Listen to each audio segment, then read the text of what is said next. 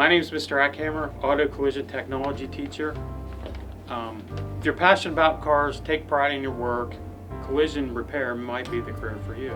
In the auto collision, you will learn a variety of cutting-edge skills from painting and finishing, surface prep and masking, metalwork, dent repair, modern welding techniques such as MIG welding, aluminum welding, and silicone bronze, along with minor mechanical repair and detailing.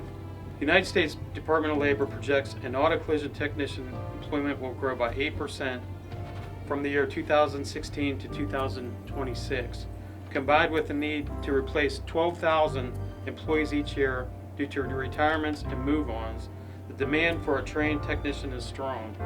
A particular concern in the industry is that the average technician is 50 years old.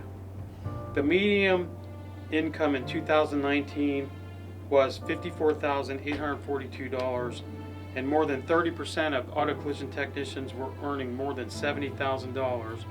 It's not uncommon to see someone earn over 6 figures in this industry.